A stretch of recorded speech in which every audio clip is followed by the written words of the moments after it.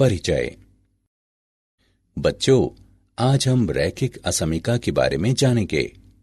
क्या कोई मुझे बता सकता है कि रैखिक असमीका क्या होती है?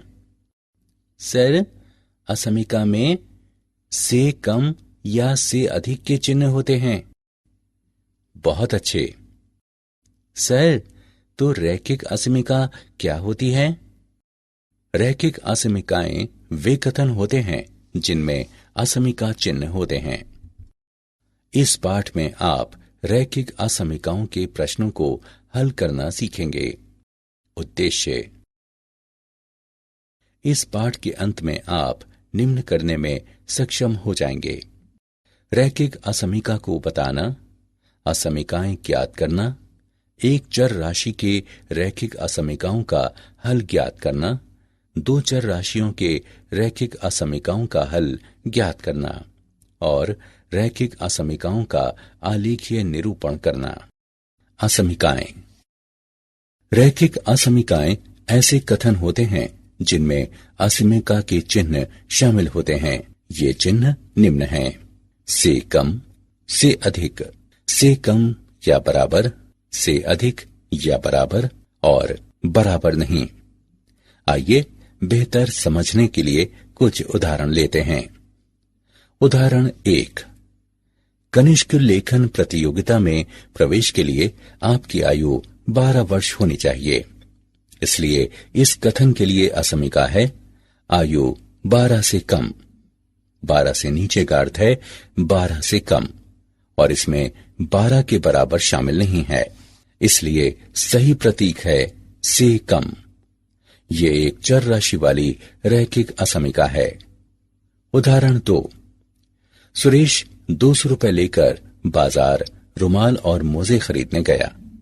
एक रुमाल की कीमत 25 रुपए है, एक जोड़ी मोजों की कीमत 30 रुपए है।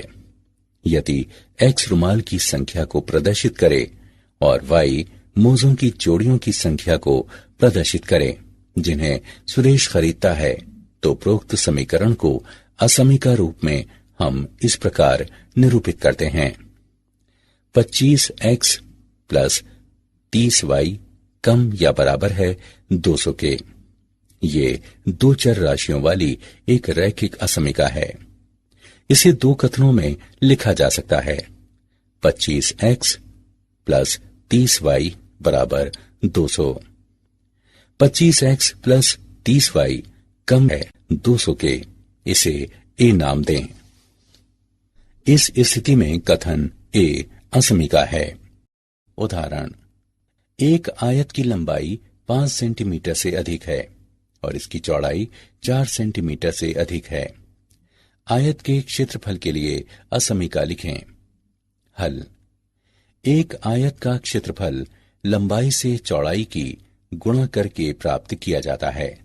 यदि लंबाई 5 सेंटीमीटर के बराबर होती और चौड़ाई 4 सेंटीमीटर होती, तब आयत का क्षेत्रफल होता 5 सेंटीमीटर गुणे 4 सेंटीमीटर बराबर 20 वर्ग सेंटीमीटर। लेकिन लंबाई 5 सेंटीमीटर से अधिक है और चौड़ाई 4 सेंटीमीटर से अधिक है, अतः क्षेत्रफल 20 वर्ग सेंटीमीटर से अधिक होना चाहिए। इसलिए क्षेत्रफल 20 वर्ग सेंटीमीटर से अधिक है। एक चर राशि के रैखिक असमीकाओं के बीज गणितीय हल और उनका आलेखीय निरूपण। एक चर राशि के असमीका का हल चर का वो मान होता है जो इसे एक सत्य कथन बनाता है। एक चर राशि के रैखिक असमीका को हल करने के नियम: एक असमीका के चिन्ह को बिना प्रभावित किए हुए दोनों पक्षों की बराबर संख्याओं को जोड़ा जाता है या उससे घटाया जाता है।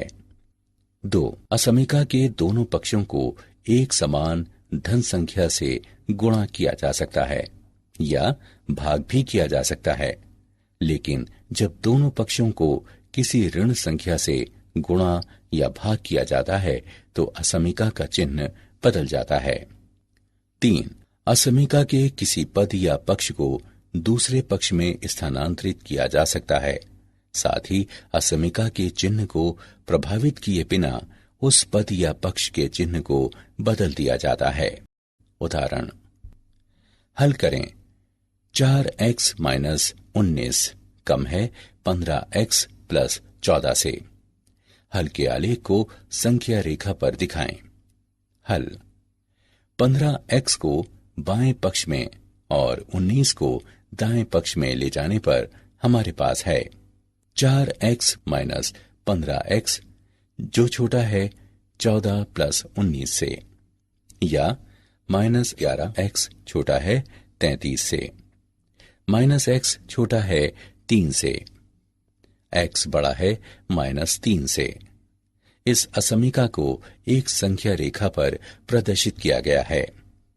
पहले हम एक खुला वृत्त बनाते हैं, क्योंकि x माइनस 3 के बराबर नहीं है, और दाईं ओर एक तीर बनाते हैं, क्योंकि हम माइनस 3 से अधिक मान चाहते हैं। उदाहरण, राम को गणित की 4 परीक्षाओं में ए ग्रेड प्राप्त करने के लिए न्यूनतम 360 अंकों की जरूरत है। उसकी पहली 3 परीक्षाओं में उसने 88, 96, 79 अंक अर्जित किए। ए ग्रेड प्राप्त करने के लिए चौथी परीक्षा में उसके कितने अंक होने चाहिए? हल, मान लें कि राम चौथी परीक्षा में x अंक प्राप्त करता है, तब राम की परीक्षाओं के अंकों का योगफल 360 से अधिक या इसके बराबर होना चाहिए, अर्थात 88 प्लस 96 प्लस 79 प्लस x अधिक या बराबर है 360 के। इसका अर्थ है 263 प्लस x अधिक या बराबर है 360 के। इसका अर्थ है x अधिक या बराबर है 97 के। ए ग्रेड प्राप्त करने के लिए राम को चौथी परीक्षा में 97 या 97 से अधिक अंक प्राप्त करने चाहिए। 2 चर राशियों के रैखिक असमीकाओं का आलेखीय हल। मान लें ax plus by plus c।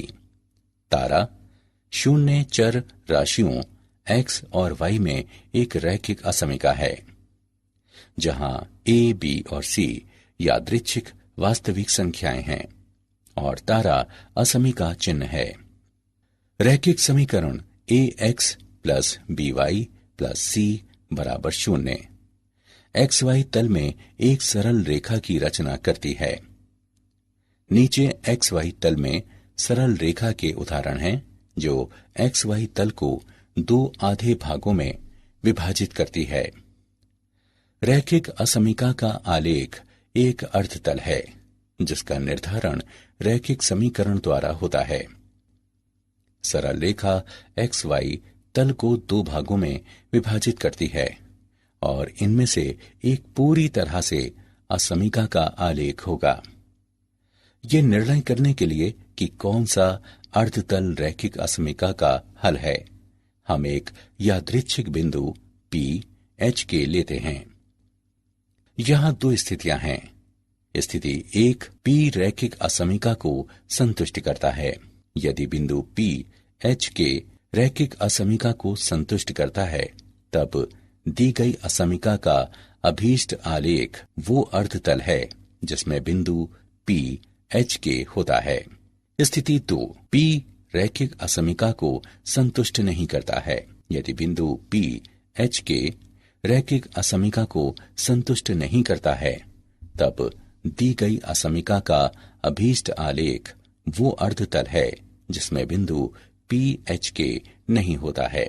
रैखिक असमीका द्वारा प्रदर्शित अर्धतल पर बिंदुओं का समुच्चय दी गई असमीका का हल समुच्चय कहलाता है।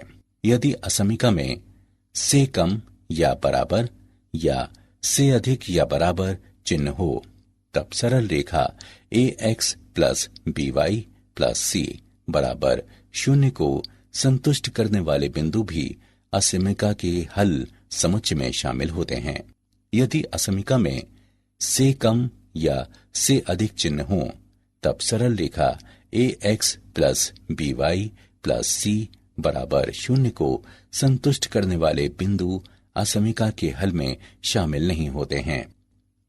संकेत ax plus by plus c तारा शून्य का आलेख एक डैश वाली रेखा होता है यदि समीका मूल कथन में शामिल नहीं होती या एक दृढ़ रेखा के रूप में होती है यदि। उदाहरण, निम्न का आलेख बनाएं। x प्लस 2y कम या बराबर है 10 के। हल, दी गई असमीका है x प्लस 2y कम या बराबर है 10 के। संगत रैखिक समीकरण है x प्लस 2y बराबर 10। इसे एक नाम दें। अब हम रेखा एक खींचेंगे। जब x बराबर 0, रेखा एक दर्शाती है 0 प्लस 2y बराबर 10, y बराबर 5। अतः हम बिंदु 0, 5 को निरूपित करते हैं। जब y बराबर 0, रेखा एक दर्शाती है x प्लस 2 गुणा 0 बराबर 10, x बराबर 10। अतः हम बिंदु 10, 0 को निरूपित करते हैं। 0, 5 और 10, 0 को मिलाने वाली रेखा XY तल को दो अर्ध तलों में विभाजित करती है। अब मान लें कि हम 0, 0 का चयन करते हैं जो अर्ध तलों में से एक है और निर्धारित करता है कि ये बिंदु दी गई असमीका को संतुष्ट करता है। 0 प्लस 2 गुणा 0 कम या बराबर है 10 के, जो कि सत्य है। अतः अर्धतल एक दी गई असमीका का हल क्षेत्र है। उदाहरण, रैखिक असमीकाओं के निम्न निकायों को आलेखीय तरीके से हल करें और किनारे के बिंदु ज्ञात करें। 2x प्लस वाई कम या बराबर है 22 से। x प्लस वाई कम या बराबर है 13 से। 2x प्लस 5y कम या बराबर है 50 से। x अधिक या बराबर है 0 से।